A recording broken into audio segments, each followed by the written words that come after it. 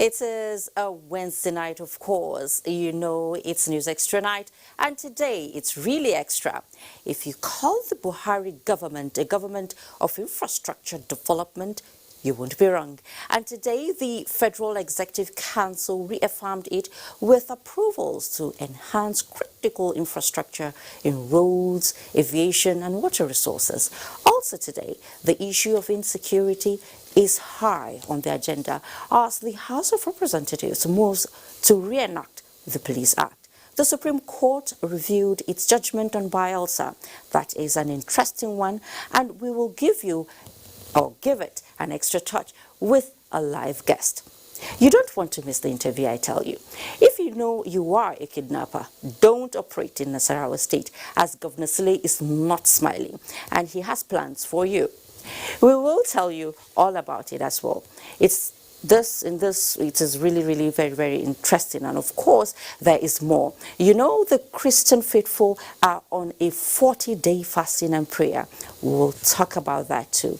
We have business stories, health news, anti-corruption, sports, and much more. But as I always say, the taste of the pudding is in the eating. So let me feed you. I am Fatima Umar, and this is News Extra. And we begin with FEC. The federal government has approved about 32 billion naira for the enhancement of the nation's critical road infrastructure, as well as aviation and water resources sector for the growth and development of the economy. The decision was at this week's meeting of the Federal Executive Council, presided over by President Muhammadu Buhari, but we'll bring you other report much later in the course of the bulletin. Now, the newly appointed chairman and commissioners of the National Assembly Service Commission have been inaugurated. The inauguration ceremony, which preceded the weekly meeting of the Federal Executive Council, was performed by President Muhammadu Buhari, and State House correspondent Adamu Sambo has the details. I will do right to all manner of people according to law. Ahmed Kadi Amshi, Fellow of the Nigerian Society of Engineers from Yobe State, is the chairman of the commission established in line with the provisions of Section 3, Subsection 4 of the National Assembly Service Act 2014. Born in 1954, Ahmed Amshi is a first-class bachelor's degree holder in mechanical engineering and master's in public administration from the University of Maiduguri. He served as permanent secretary in the Yobe State Civil Service, executive secretary, Nigerian Society of Engineers, and was also the chief of staff to the then Senate leader between 2017 and 2019. Those sworn in as members of the commission were Babagana Modu, Borno, Senator Abubakar Tutare, Taraba, Hakim Olabode Akamu, Lagos, Motunrayu, Akintomide, Ondo, Francis Atano, Meyowi, Delta, and Basi Olusegun Etuk, Akwa Ibom State. Others are Yusuf Bilyaminu Shinkafi, Zamfara State, Sani Said, Kazaure, Jigawa State, Senator Julius Ali Ucha, Ebonyi, Awalu Aliyu Ohindase, Kogi, and Muazu Ishaq, Nasarawa.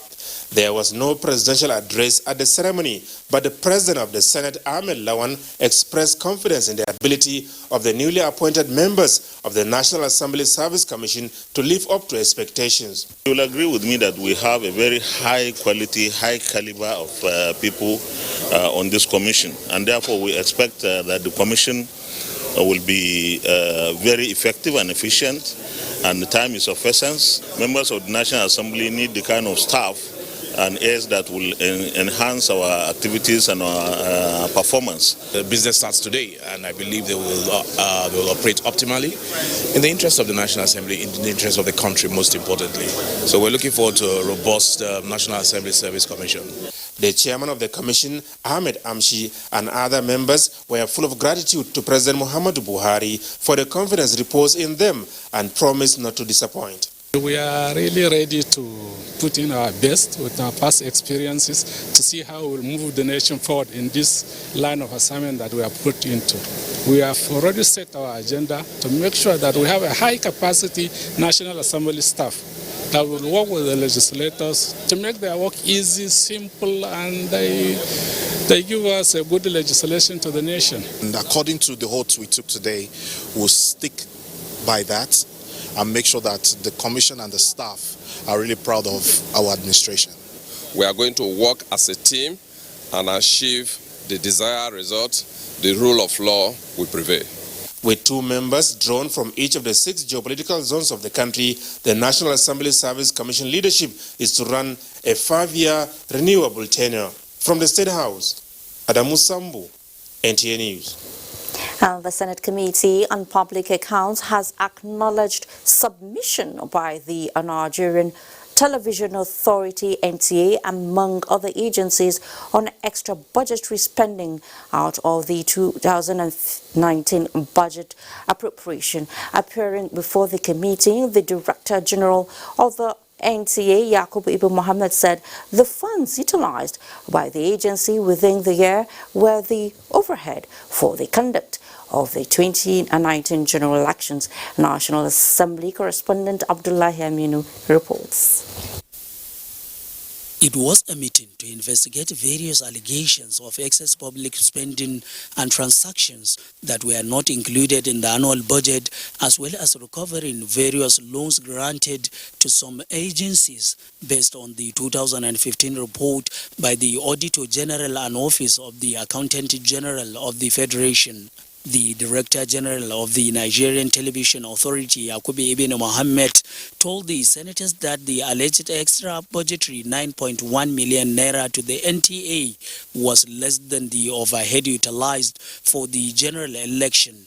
Money requested for by NTA for the coverage of the 2015 election, but the sum of 9.14 million is not anywhere near what NTA would have required to cover the 2015 election. I think we'll close that. That's what we'll call you. That's what we'll call you here. But if there's any other things we want to call you for, I'm going through this report. Thank you. Hereby discharged. The National Youth Service Corps and the Nigerian Communications Satellite provided submissions on alleged loans granted to them by the federal government. That's 1.522 billion was part of what Mr. President approved to cater for the co-members who were on camp about to pass out. The company wrote to the budget office at that year for budget subvention, not a loan. Others who appeared before the committee were the Independent National Electoral Commission and the Nigerian Electricity Liability Management Company on the 2014 PHC and pension allowances. The hearing by the Senate Committee on Public Account is aimed at ensuring proper adherence to the provisions of the Public Procurement Act. From the National Assembly, Abdullahi Aminu, NTA News. Well, thank you so much, Abdullahi. I kept on saying 2019 is actually 2015. I apologize for that. Now, some structural deficiencies of the Nigeria Police Force, as identified by the Parliament, are as a result of the current act in use, which dates far back to the era of colonial rule, that is 1943 to be precise. This informs the decision of the House of Representatives to repeal the act and reenact a bill which it believes will make the force more efficient, accountable and transparent, in line with the best global practice. National Assembly correspondent Lami Ali reports. The bill, which seeks to strengthen the Nigeria Police Force, will provide a framework to, among other things, address the issue of tenure of the Inspector General of Police and ensure cooperation and partnership between the force and host communities in maintaining peace and combating crime. With the diverse problem of internal security in Nigeria, police is still using an act that was put together by the colonial masters. A police of 2020 should not be using the act that was largely, the content of the act that was largely the product of 1943. This bill should also consider the basic, the minimum requirement of being employed into the Nigeria Police Force. The bill was referred to House Committee on Police Affairs for further legislative action. A bill seeking the establishment of Southwest Development Commission took the most of plenary Wednesday as lawmakers across board gave it overwhelming support. The legislation makes provisions for the allocation of funds from the Federation accounts for infrastructural development and addressing environmental challenges in the Southwest. The Southwest is home to every Nigerian virtually.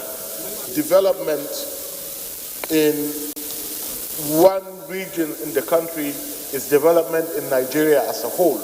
This is started from the first university, from the first radio station, from the cocoa house. All this is spread all over the country. This bill should also be replicated in other zones of Nigeria. Also debated at plenary is the issue of sex slavery. House members expressed concern over the number of Nigerian women and girls being trafficked and resolved to carry out an investigation with the aim of tackling the menace. From the National Assembly, Lami Ali, NTA News. There's an adage that says, when birds learn to fly without perching, hunters need to shoot without missing. Now, how does that apply to the ongoing drive by the federal government to combat internal security threats?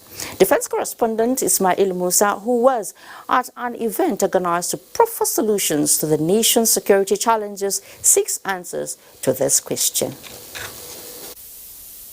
Insurgency in the northeast, banditry in the northwest, and pipeline vandalism in the Niger Delta regions are some of the emerging internal security challenges that have killed, displaced thousands of people, and property worth billions destroyed. The federal government has strengthened the nation's security architecture with introduction of different platforms and deployed new strategies to curb the vice that is stemming development in parts of the country. This National Security Seminar, organized by the Alumni Association of the National Defense College Abuja, in collaboration with Office of the National Security Advisor and the National Defense College, is aimed at providing research-based solutions to present security threats. It will amount to misconception to assume that the armed forces alone can effectively deal with all aspects of insecurity in the country without giving serious attention to the root cause. President Muhammadu Buhari, in a message at the event, notes that the federal government has developed a high-level partnership with the international community to effectively address insurgency, cross-border crime, and other challenges. Smuggling of economic goods, weapons, and trafficking in drugs and persons have reached such an unacceptable levels that the government have to consider temporary close of our land borders with a view to taking closer look at how to address such challenges. The seminar, the 10th in the series, is with the theme Combating Insecurity in Nigeria. In Abuja, Ismail Musa, NTA News. What a man can do, a woman can do better. Well, hold your horses. That is a maxim that has been around for a while. Now we are being told the patience and sensitivity of women can be handy in critical conflict resolution dynamics of the military. A lecture in Abuja aiming to encourage greater inclusion of women in the armed forces examines leadership areas where the unique characteristics of women can be utilized for service to the nation. Kelvin Ihunai reports. The military is presumed to be a unique profession. It is physical, and military operations are risky. Observers believe that these attributes of the military makes it unattractive for many women. This lecture at the auspices of the Center for Gender Security Studies and Youth Advancement, University of Abuja, is essentially to change the narrative. There is no job without its associated risk. Going by my personal experience, I can testify that the military as a profession is a noble one. We have seen them during their shooting competitions. We have seen that females are even outdoing the men. Why don't you give them the opportunity? Like catch them young. This is a learning institution and most of them are just in 100 level. They may even decide to change their mind to pick the form to join the academy. The revelations by female members of the armed forces certainly rubbed off on Vivian Chije. She's a 300-level student of theater arts. Now, Vivian fancied a career in the armed forces. They leave the comfort of their houses, their family, just to go out there to save people. So sure, I'm really motivated, to become one of them, like a soldier in particular. Sustaining awareness forums like this can help in raising the consciousness among young girls to emulate Flying Officer Kafayat Sani, female fighter pilot in the Nigerian Air Force. In Abuja, Kelvin Ewonwaye, NTA News. An anti-kidnapping law with death penalty has come into effect in Nasarawa State. This is after due diligence and presentation by the State House of Assembly to Governor Abdullah Hisali. Ali Tijani Mohammed reports. In recent times, there have been increase in cases of kidnapping in Nasarawa State, with a permanent secretary being the latest victim. Government has taken steps further to tackle the criminal act with the enactment of law against kidnapping. The signing of the dotted line by Governor Abdullah Hisali marks the commencement of the implementation. The provision of the law states that anyone found guilty of engaging in kidnapping will be sentenced to death or life imprisonment depending on the gravity of the crime. Also, any property used to perpetrate kidnapping will be forfeited to the state government. This bill spells out various offences relating to kidnapping and prescribes stringent punishment for perpetrators, such as life imprisonment and death penalty. Similarly, the governor also signed into law Child Right Executive Order, making education compulsory for every child and take Almajiri children off the streets in the state. Violation of the law attracts 10 years imprisonment. In Lafia, Aliu Tijani Mohammed, NTA News. And to judicial matters now, the Supreme Court has dismissed the application filed by the All Progressives Congress and former governor-elect and his deputy in Bayelsa State, seeking review of its earlier judgment. The judgment read by Justice Amina Augie dismissed the application for lack of merit, and Vera Chumuba reports that the court awarded 30 million naira cost against the 3 applicants. In a unanimous decision, the 7-man panel of the Apex Court held that the application filed by the APC and its members lacks merit, and that the applicants failed to point out the error. The judgment, read by Justice Amina Augie, said the application is frivolous and an abuse of court process. She said the decision of the court is final in line with Section 225 of the Constitution, and that the court does not sit an appeal over its decision, emphasizing that there must be an end to litigation. The court also held that a situation where every dissatisfied litigant will bring similar application will amount to bringing the finality of the court judgment being lost. Justice Angu awarded 10 million naira cost against each applicant to be paid by their counsels to PDP. Counsel to David Leon, Afe Babalola, earlier argued that the court acted without jurisdiction and also denied his client fair hearing. Counsel to PDP Tayo Yotibo had asked the court to dismiss the application as no element of fraud had been established. This judgment today has re-established the finality of the position of the Supreme Court and judgments of the Supreme Court. It would have been scandalous if the court had acceded to the request to review and change its judgment 2 weeks after it was delivered. Because if we are so, you will find that even judgments that were delivered 10 years ago will be brought back to this court to be changed. The court start to discourage such application from the younger ones. The APC had brought the application seeking review of its February 13th judgment, which overturned APC's victory in the Bayelsa State governorship election. In Abuja, Viera Chumuba, NTA News. Well, thank you so much, Vera, for that. And now joining me to paint a clearer picture of the situation is Kayode Ajulu. He is a legal practitioner. It's good to have you on News Extra tonight. Thank you. You're welcome. All right. So we've seen the Supreme Court has ruled its judgment, and it has reviewed, its judgment. And it came in as a surprise to so many, as the apex court always had this jurisdiction? Well, I don't think it should come as a surprise to anybody. And I think I need to correct one assumption. Supreme Court never reviewed its judgment, particularly on this case. What it is this. It is so clear that when it comes to Supreme Court, the Constitution has stated it so clearly that there shall be no appeal that will lie on any judgment of Supreme Court. That means that once the judgment has been given, that is final, irrespective of how faulty, how unacceptable that judgment may be, and that's what makes it supreme, final. But some people may believe, oh, let us review. The question is that, what are you reviewing? There's no way.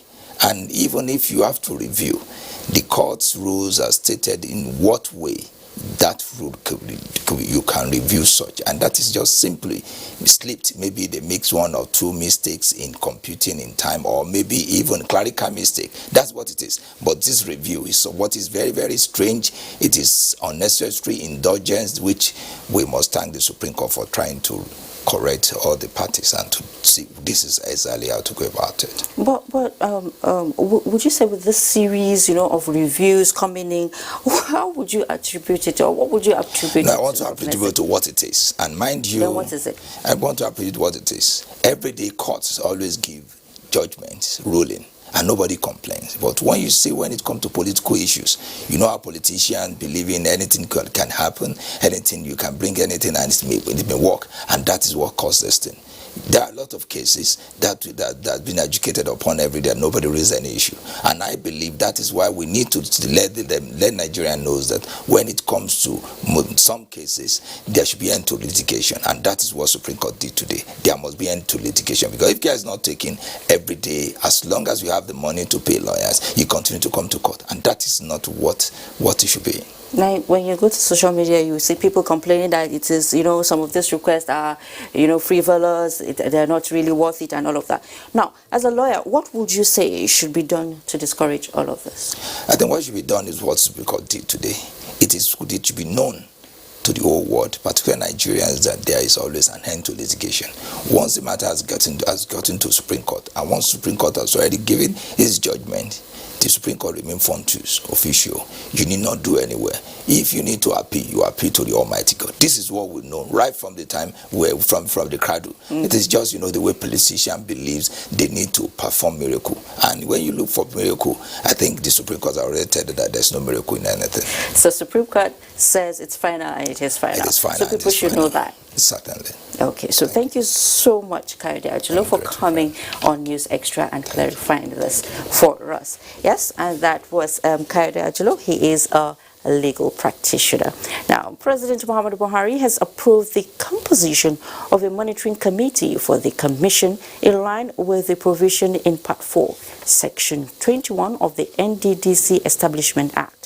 A statement by the Senior Special Advisor to the President on Media and Publicity, Femi Adesina, says members of the committee are Minister of Niger Delta Affairs, Senator Godswill Akpabio, Chairman, Minister of State, Minister of Niger Delta Affairs, Senator Omotayo Alashadura, member, and Olushola Adishola, Permanent Secretary, Ministry of Niger Delta Affairs, member.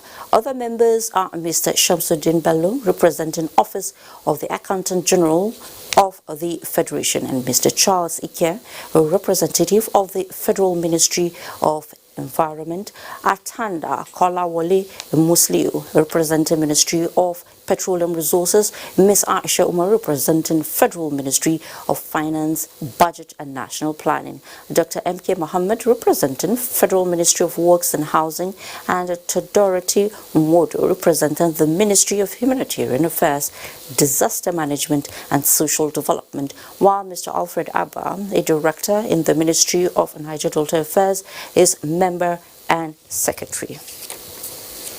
And up ahead on News Extra, we go spiritual on a day that marks the beginning of solemn repentance for Christians and a symbolic reminder. Hello, honey. Hey, baby. Wow. Those guys are good in bed. What? Yes, we're good in bed. Hurry now to any Vitafoam accredited dealer nationwide or visit us online on www.vitafoamng.com to place your order today.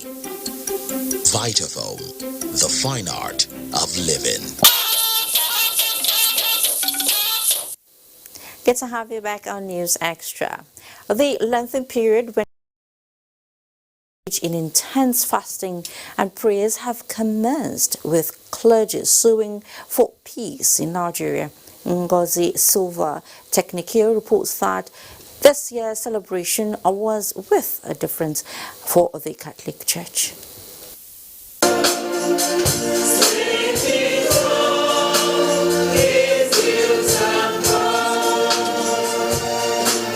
This is not the usual Sunday worship of the Christian faithful. These faithful are worshiping to commence the Lenten period on what is called Ash Wednesday.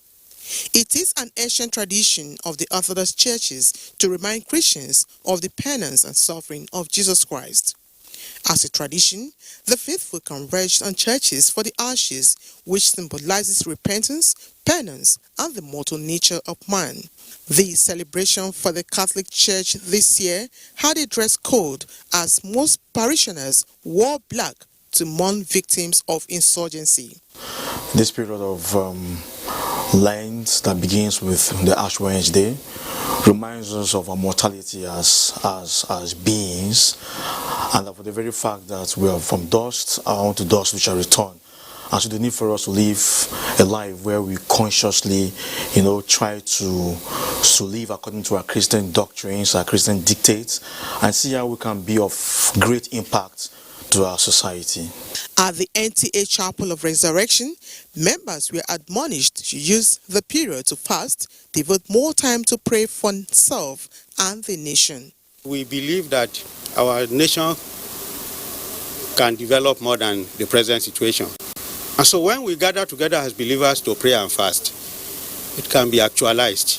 It's a very important period for us to sit back and reflect on the supreme sacrifice that our Lord Jesus Christ paid on the cross.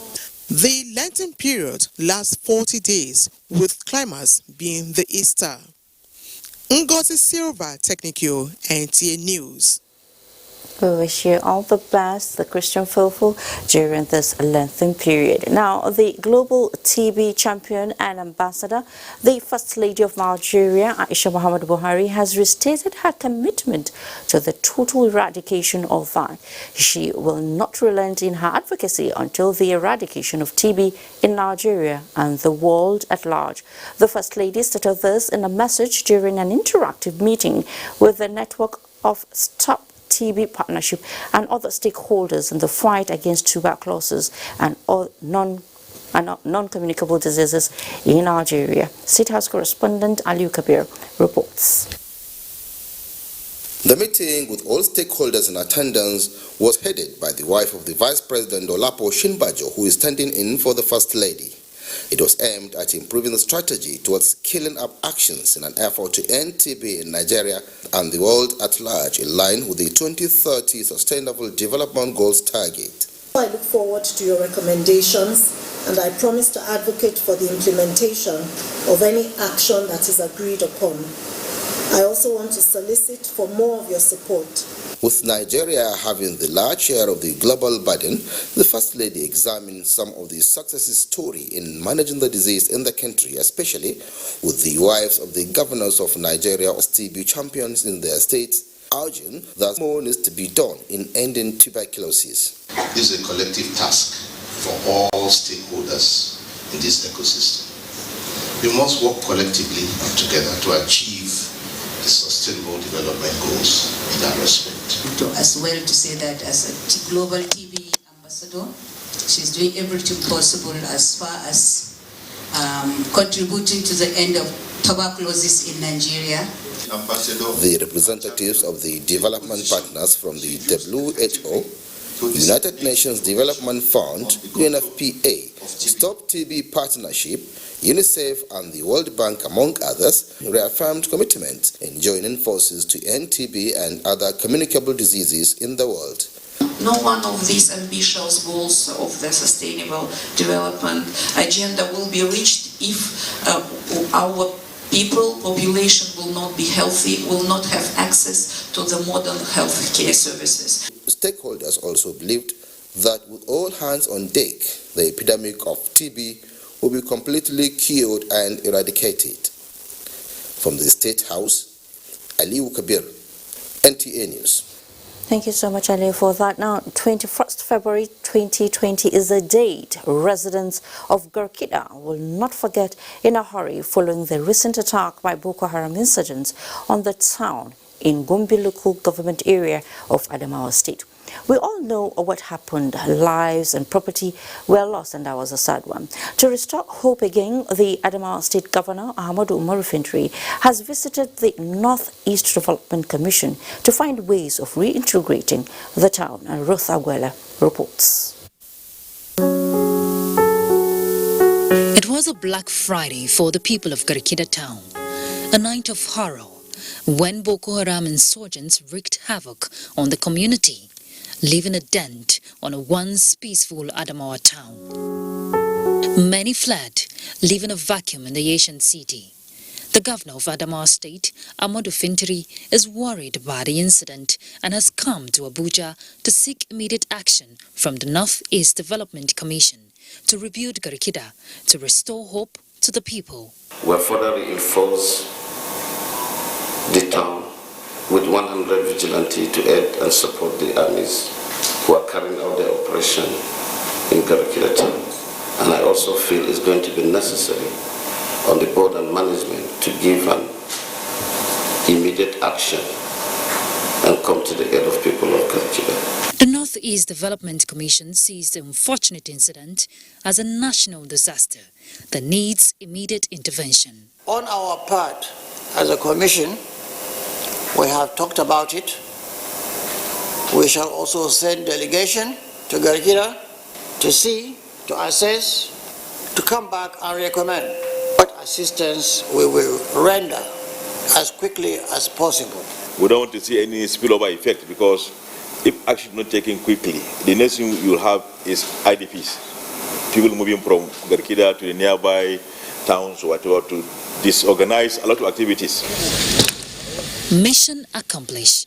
With a sigh of relief, Governor Fintiri leaves Abuja having seen light at the end of the tunnel for the people of Garkida. In Abuja, Ruth Aguela, NTA News. And from here, we'll take you to Kaduna, where there is a deliberate move to roll back the number of out-of-school children, especially in northern Nigeria, where the figures are disturbing. One of the strategies adopted by the government of Kaduna State is the offer of free basic education. Abdullahi Mohammed says the state's compulsory enrollment initiative, codenamed Edumashal, is an ardent impetus.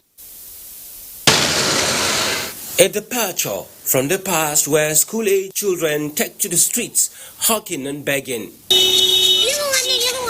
Now, they are either back in the four corners of the classroom or gone into hiding because an Education for All squad has its eyes on the streets, picking up children in enforcement of the compulsory free primary and secondary education in Kaduna State.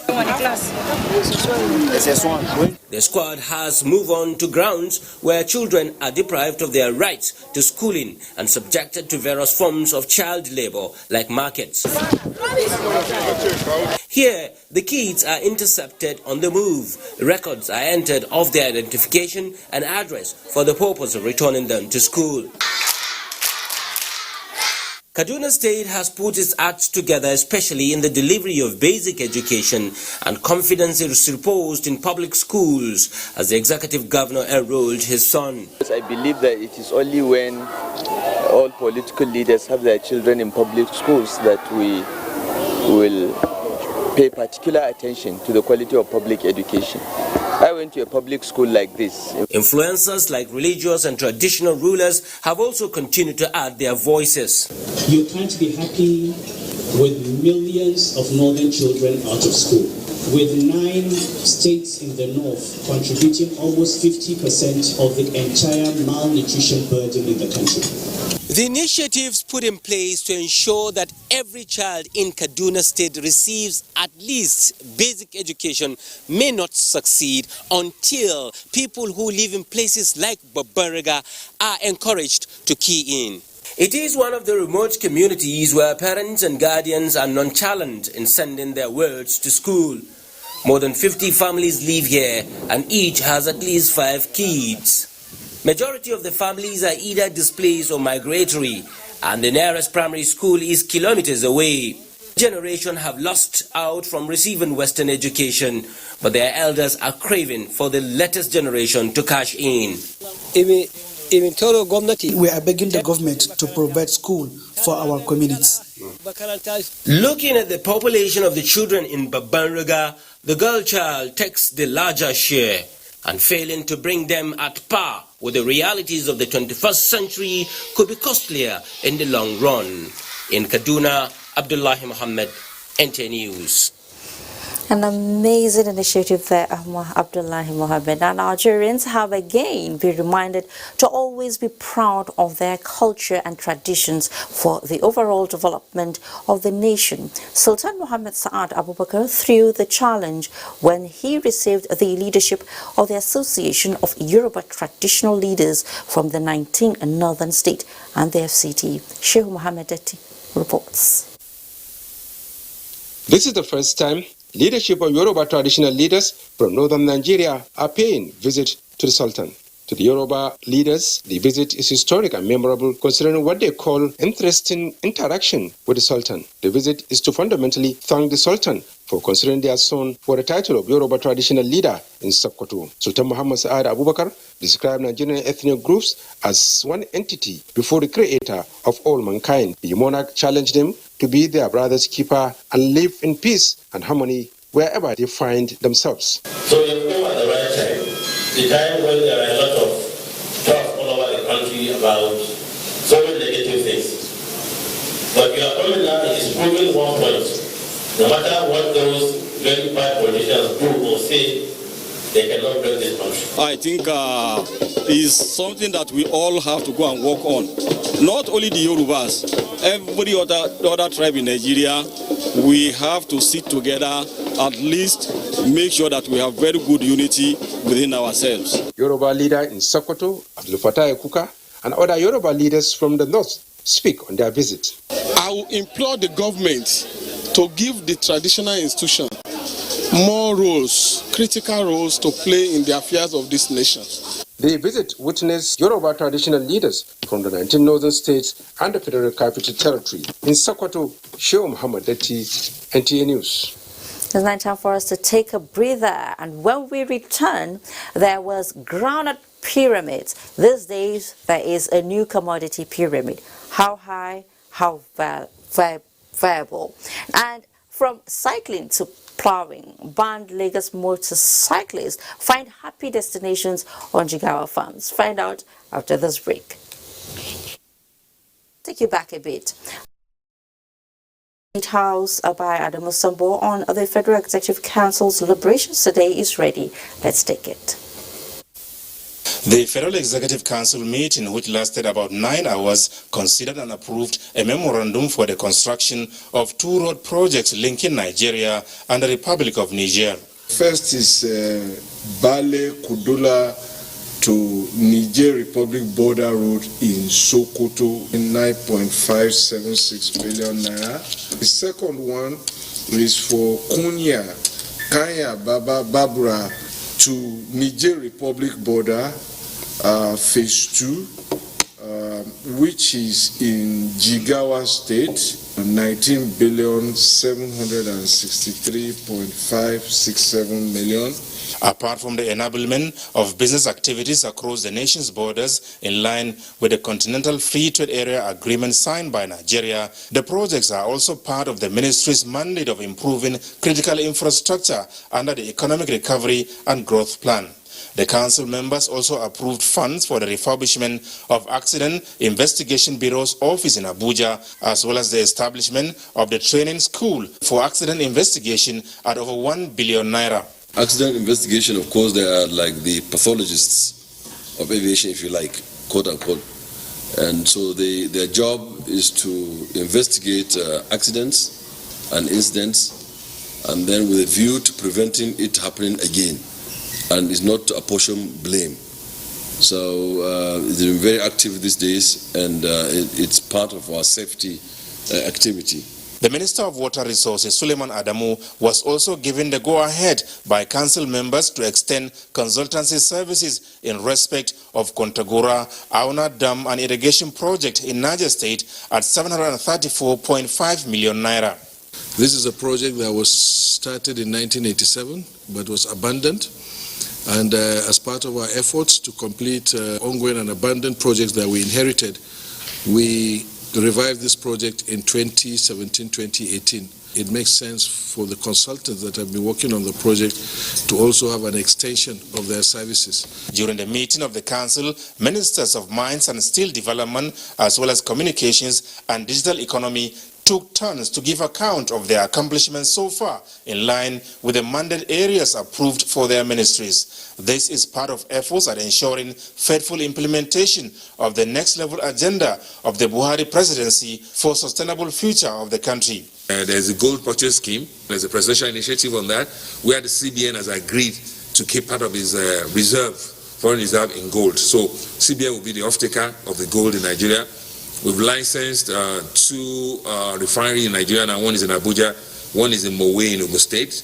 They will refine golds and, of course, produce bullion that the CBN can buy at international prices. So this is also encouraging mining in Nigeria. To support the pledge of Mr. President of lifting 100 million Nigerians out of poverty. Over 6,000 Nigerians have benefited from seed fund to support their startups in ICT. 48,099 Nigerians have been trained through digital job. And we have started integrating digitalization activities in government. More ministers are expected to be engaged by the council members on their stewardship in subsequent meetings. From the State House, Adamu Sambu, NTA News. Thank you so much, Adamu Sambu, for all that. And on our business news, Abolade Salami is standing by and minding his business as usual. Abolade Salami, it's over to you. Thank you so much, Fatima. Good evening and welcome to the business news segment. The federal government is conscious of its new borrowing from both domestic and foreign markets, and they need to raise revenue to offset its debts. That Director General Debt Management Office, Patience Onia, said, although the government will borrow to finance infrastructure development, it is however pertinent to grow the nation's revenue to GDP ratio, which is currently operating at 7%.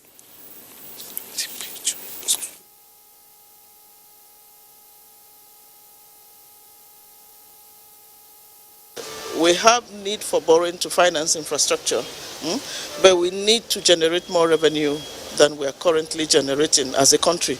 Not only because you want to service debt, but because you want to do other things. Okay, so revenue is our challenge. The level of new borrowing is not like it's just going up, up and up. If you start from 2016 up till now, you will see that the level of new borrowing in the budget has been reducing. So during the recession in 2016, the new borrowing in that budget for that year was about 2.3 trillion naira. If you look at last year and this year, it's about 1.6 trillion. The other year, 1.7 trillion. So we are conscious of that, but I think we should begin to focus on generating revenues. The 2020 budget, she said, will accommodate an external borrowing of 850 billion naira, while domestic will take 744 billion naira. And now let's see what's happening in the global oil market. U.S. crude dropped below $50 this Wednesday, becoming the lowest level since January 2019, as Asia, Europe, and oil-producing countries in the Middle East reported hundreds of new coronavirus cases, and the United States warned of an inevitable pandemic. Brent crude fell 89 cents to $54.06 a barrel. while U.S. West Texas Intermediate crude dropped 5 cents to $49.31 a barrel. And now let's cross over to the floor of the Nigerian Stock Exchange. Investors lose more than 36 billion naira as the NSE Offshore Index dips further by 0.22%. Here are details of midweek trading. Equities markets depreciated by 0.22%, with an all-share index of 26,974 basis points. Volume of shares traded stood at 228.37 million, valued at 2.73 billion naira, which exchanged hands in 3,831 deals with a market capitalization of 14 trillion naira. Echo Core and UBA led the leaders table, while on the flip side, MTN Nigeria, Vitafoam and Redstrex declined in figures. On sectoral performance, outcome of most companies' shares resulted in positive stand of the sectors as NSE Banking, Consumer Goods and Industrial closed in green, appreciating by 0.38%, 0.01% and 1.95%, while NSE Insurance depreciated in figures by 1.14%, as NSE Oil and Gas remained unchanged. And that's it on business. It's back to Fatima in Abuja for the rest of the news. Good evening. Oh, thank you so much, Abalade, for the business package. Now, the last may not have been heard of the proposed increase of tariff by the electricity distribution companies. Annie Daniels reports that at a public hearing in Lagos, the proposal was condemned by consumers. We got a property, so I asked the previous property owner, and he confirmed to me that for over 6 years, he did not have any tenants, and electricity was disconnected. They kept bringing me over ₦1 million. But whenever you make any effort, they will tell you to go and pay that for us. They will explain, they will do something. Some Lagosians speaking on poor power supply in Nigeria. While Nigerians were still agitating for improved electricity supply, distribution companies announced its proposed electricity tariff increase. This generated strong condemnation from electricity consumers across the country. What is the rationale behind it? Everybody is ready to pay when they are enjoying power. What assurance can you give to Nigerians in case if they increase this tariff that they are going to give us a very good service that we desire? Responding to these reactions, the Federal Competition and Consumer Protection Commission says there is no cause for alarm, insisting that due process must be followed. If they were increasing the tariffs, for instance, but there was a cap on estimated billing, and people were receiving a more reasonable bill, even at an increased tariff, and people were getting more power, don't you think people would be happy? And so we must make it about what it really is. The Commission came out with a cap. That cap instructs every distribution company to ensure that he cannot or they cannot bill consumers over and above that cap that we've set. If any distribution company is not happy with the cap, let them meter the customers. In spite of reasons given by DISCOs for its proposed tariff increase, power consumers insist that first and foremost, prepaid meters be made available and adequate steps be taken to ensure that the idea behind its provision is not abused. In Lagos, Annie Daniels, NTA News. Now to a bit on agriculture. Can you remember when Nigeria was having commodity pyramids? Those were the days when agriculture was contributing hugely to the socio-economic well-being of the country. Now the pyramids are gradually resurfacing. This time around, it is not only the groundnuts, but rice pyramids as well. Let's now join our in-house agriculturist, Musa Babalu, to tell us where we can find the pyramids. There are indications suggesting that Nigeria will be having commodity pyramids as it was in the 60s and 70s. But this time around will not be that of groundnut, but rice pyramid. And this mini rice pyramid was established by Rice Farmers Association of Taraba State, housing over 40,000 bags.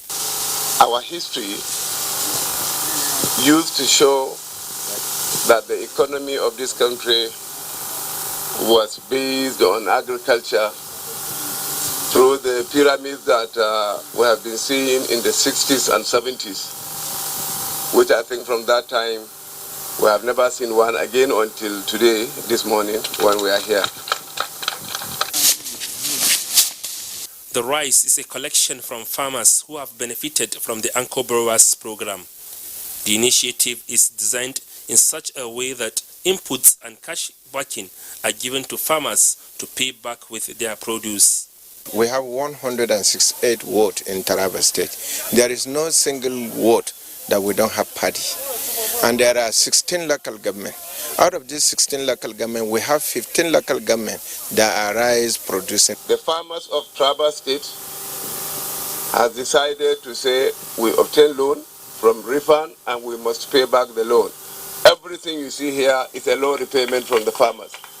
I encourage farmers to take advantage of this opportunity to bring about not only security of food but security of life and also prosperity for the people of Taraba State and Nigeria as a whole. The federal government's Anchor Borrowers program has been adjudged by agri-economists as the best policy towards boosting food security in the country. From Jalingo, Taraba State, Musa Baba Aliyu, NTA News.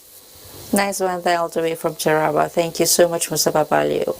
Necessity truly is the mother of invention, and like Nigerians will say, now condition make refuge bend. This perhaps could be the best description of our next story by correspondent Abdullahi Garba Kodu. It is the story of motorcyclists hitherto operating in Lagos who are adjusting to life in their localities after the ban on Okada business by the Lagos State government. Over to you, Abdullahi. 25-year-old Adamu hails from Warwade village of Jigawa State and used to make at least 5,000 naira on daily basis from the Okada business before the Lagos State government ban on this mode of transportation. There are thousands of youth like Adamu who on yearly basis move from their northern localities in search for what they refer as greener pasture through artisanship and petty tradings. But the worst hit are those affected by the recent ban on Okada practice by the Lagos State government. Newsman curiosity took me to their base to find out how they cope with life. And although it is not easy to adjust, but the situation has forced many to go into irrigation farming in addition to local transportation business. I stay for Lagos, Ogun State, Delta, and Wari. Now they work now. Give us fertilizer, give us pumping machines. I assure you we will feed ourselves and stop going to cities for Okada. The question in the lips of many is why this rural-urban migration, despite huge potentials in their localities. Demographic pressure, because we now have a lot of young men that are unemployed, and the agricultural land is also being, if you like, encroached by expansion in terms of houses around the villages. We are taking census of all those Okada riders that come back, and we'll be interviewing them and see how we can support them. Necessity, they say, is the mother of invention. These teaming youths are beginning to think out of the box. They are engaged in farming activities. What is required is for government to come to their aid with the necessary farm implements, so that they will stay at home and do the farming all year round. From Duzi, Abdullahi Garba NTA News. For them to think outside the box, outside cycling or being cyclist, I say it's a good one. So we wish them all the best as they farm. I have often wondered why employment is not one of man's basic needs, because employment, be itself or working for somebody, is definitely an important aspect of survival. That is why the federal government, through the National Directorate of Employment, has demonstrated commitment in addressing the challenges posed by unemployment, especially youth unemployment, with the launch of the Special Public Works Program in Ebonyi State. And Blessing Anyao tells us all about it. Okada Stanley is one out of thousands of Nigerian youths seeking opportunity to provide labor-intensive infrastructural development to better their lot. I'm filled with overjoy that I'm one of the beneficiaries of this program. The launch of the presidency's pilot special public work on rural areas is a calculated attempt of the federal government to change the face of the entire nation for good. In addition to the employment multiplier effect of the scheme on the economy, representatives of the Ministry of Science and Technology believes that in the full phase of the program, over 185 youths will have been engaged. It is evident that all well-meaning Nigerians should rally around the federal government in its quest to turn around the fortunes of our great nation. I want to assure Mr. President and the Director General of NDDC states they will not misuse this opportunity and will embrace it with our two arms.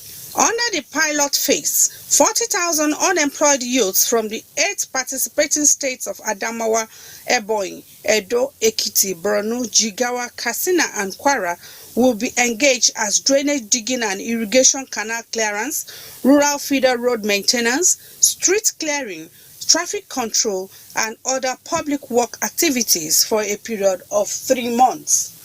In Abakaliki, Blessing Anyanwu, NTA News. If governance is all about the people and meeting their needs, then there will be less agitation. This is why in Osun State, the Osun State government has decided to take governance to the doorstep of the people in their community so as to appreciate their exact needs and assuage their pains in order to avoid their priorities being misplaced. Femi Afari Ogun brings us details on the maiden edition of such interactive forum between the people and the governor, tagged Akpeiro. The people of Ifelodun Boripe Odotin Federal Constituency with headquarters in Ikirun, Osun State are predominantly traders and farmers and would not leave anything to chance, seeing the seat of government temporarily moved to their community for a one-on-one interaction with the governor. The civic engagement tagged Akpeiro in Yoruba, first in the series, is a forum for the various communities to table their needs before the governor, avoid misrepresentation, especially when the good intentions of government are not seen as being in the best interest of the people. Communication should take 2 ways. You talk to the people, you get feedback from the people. That's the reason why I said it's government unusual. We are appealing to the government that they should lay emphasis on Agric, because that's the only way this federal constituency can rise and step up. Promises have been made by successive administrations, yet the people feel distance from government as their needs are either not met or not adequately met in spite of promises made. So this is a platform to reconcile what the people want plus what the governor is doing. Governor Boyega Oyetola is determined to change the narrative. He used the opportunity to assure the people of speedy completion of primary health centers in the 332 wards across the state, in addition to the 54 kilometers of roads already awarded. The essence of this Akpeiro is to give opportunity and for them to be able to participate in the way we're running the affairs of the state. And that's the essence of democracy actually.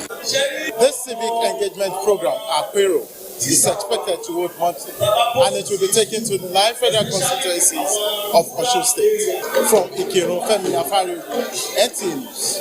A beautiful initiative there. As part of efforts geared towards enhancing national security and promoting ease of vehicle identification and robust data management, the Federal Road Safety Corps has concluded processes towards the full implementation of 3 number plates for articulated vehicles.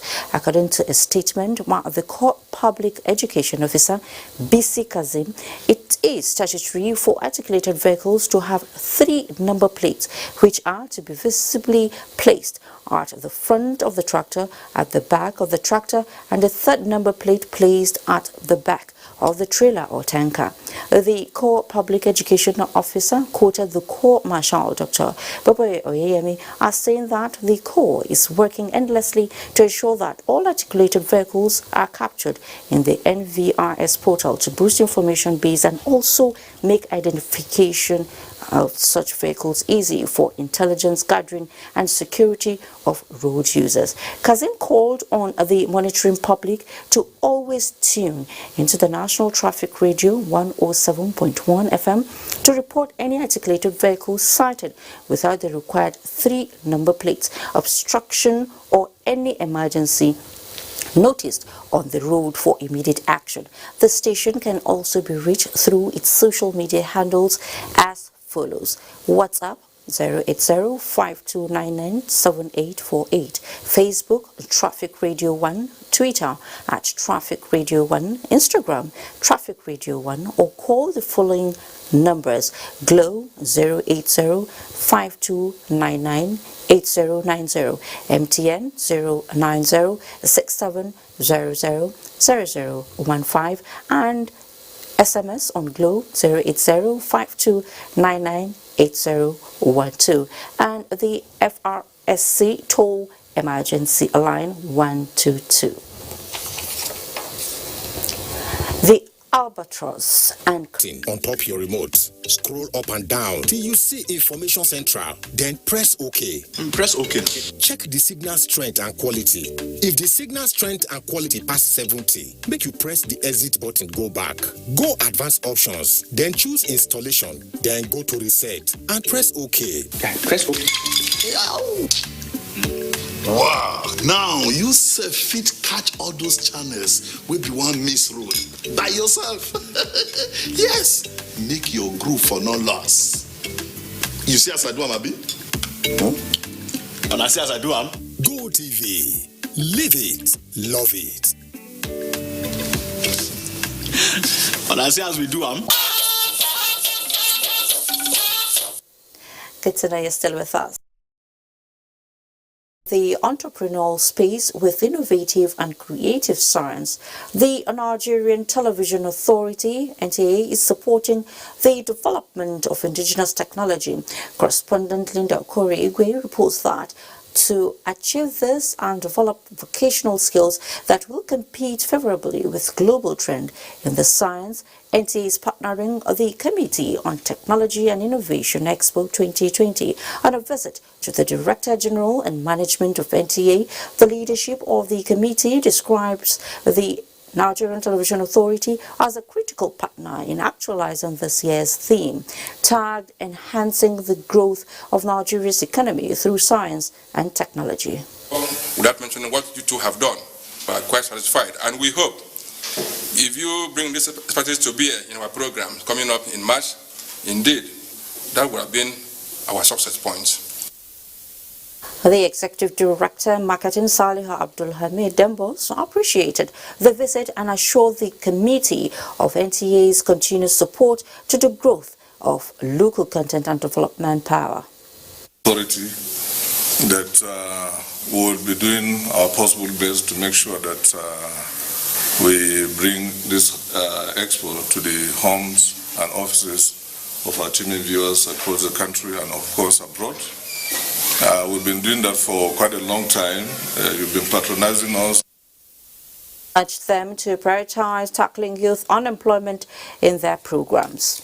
And moving on, world leaders in Geneva, Switzerland are voicing hope for the international community to support mandate and operations of the United Nations in its quest to strengthen institutions in upholding the human rights of all. At the 43rd high-level session of the United Nations Human Rights Council, currently holding, the representatives of various countries, including Nigeria, give account of their commitments to the human rights protection. Usman Aliu reports from Geneva. Amidst deepening concern on human rights issues at this time when some parts of the world are affected by war and conflicts, world leaders at this United Nations office in Geneva condemned abuses on human rights, more especially violence against women and girls, rights of religion and beliefs. Most speakers from different parts of the world unanimously called for an action stopping human rights violation once and for all. Nigeria's Foreign Affairs Minister, Jeffrey Onyama, stated that though the country is fighting terrorism, her commitment to the promotion and protection of human rights remain within guidelines of the Universal Declaration of Human Rights. Nigeria has created a Ministry of Humanitarian Affairs, Disaster Management, and Social Development.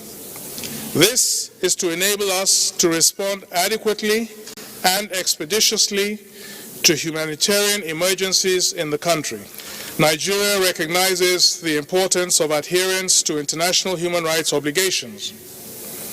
With the establishment of a human rights desk at the headquarters and formations of the armed forces and the inauguration of the Department of Civil-Military Relations, our military and security agencies are continually sensitized on the imperative of respect for human rights while countering terrorism.